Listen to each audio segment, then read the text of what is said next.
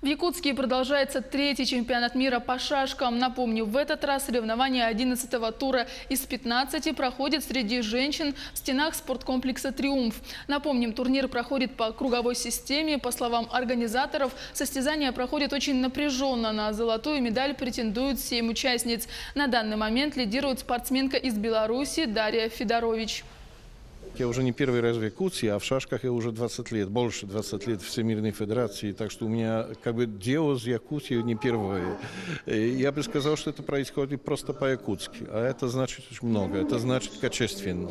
И это не то, чтобы вам было приятно, но я просто правду говорю, что здесь участники чувствуют себя очень хорошо, условия для игры отличные, хороший зал, хорошее размещение, еда всем нравится, так что люди из разных стран мира, разные привычки. Ну, конечно, гостеприимность якутов известна во всем мире, мне хорошо известно.